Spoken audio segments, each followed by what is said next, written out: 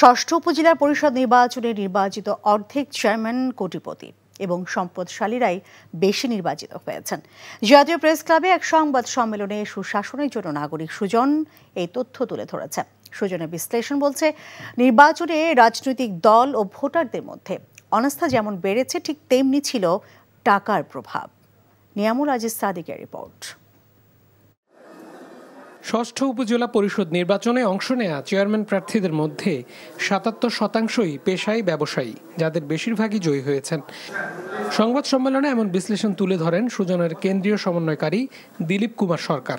প্রতিদ্বন্দ্বী প্রার্থীদের মধ্যে ৬৭.৬৬% ছিলেন ব্যবসায়ী, আর নির্বাচিতদের মধ্যে আমরা দেখছি ৭৬.৬০% ব্যবসায়ী।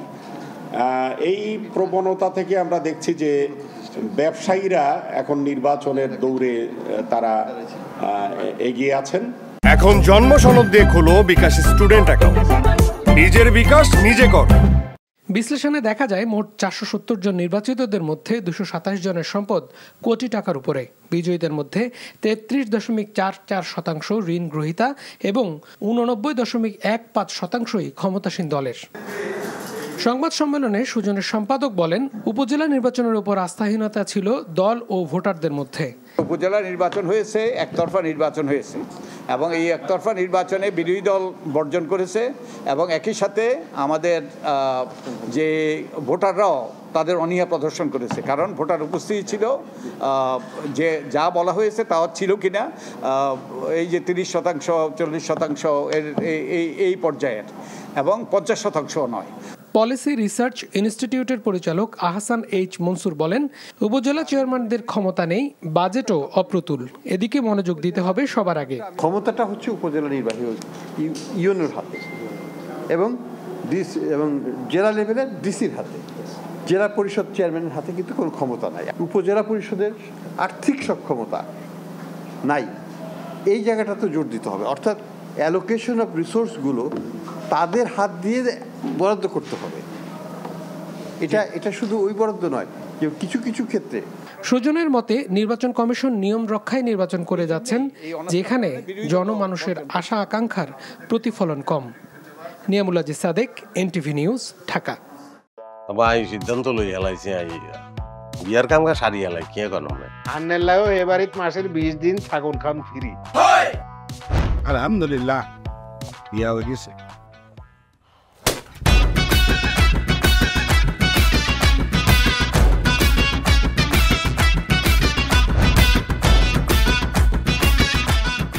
জীবনে কোনোদিন হুইনছেন লাউ আর কচু লই পোলার হইর বাড়িত কেউ গেছে, আর কথার বাইরে যদি এক পা আপনি যান, আই আন্নেরে সুজা তালাক দি দিমু, বুঝছেন নি?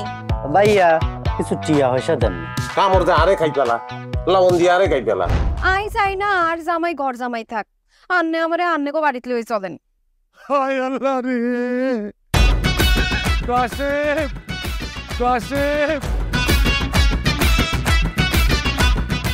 আমনেরে বহায় বহায় খাওয়াইতে পারতাম না, আন্নে কাম করি খান। এরে কাম করছি নি খেতে কোনোদিন নাই। আচ্ছা, আর জীবনটা লই তুই এরকম চিনিমিনি কিনলেই কিনলি। তুই কি আর হোলারে বিয়ে দিয়ে ওর বাড়িতে আড়াইছ না জেলখানা ঢুকেছিস? ফোন আরে তো ওই বাড়িতে একবার যাইতে হতে না, কিনলে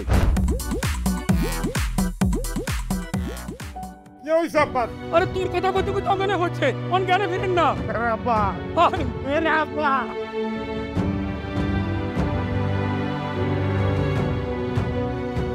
ওরে আর ডঙ্গের কথা রে, আমরা বলি স্বামী স্ত্রী। শুনেন, আন্নে আর কাগজের স্বামী, মনে প্রাণে ন।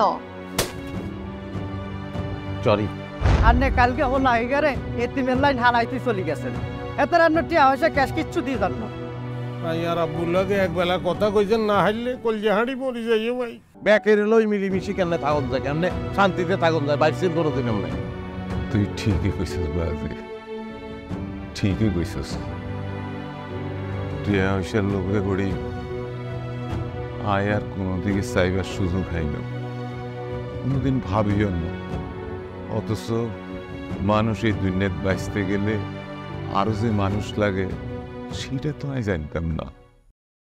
এখন জন্ম সনদ দিয়ে খোলো বিকাশ স্টুডেন্ট অ্যাকাউন্ট, নিজের বিকাশ নিজে কর।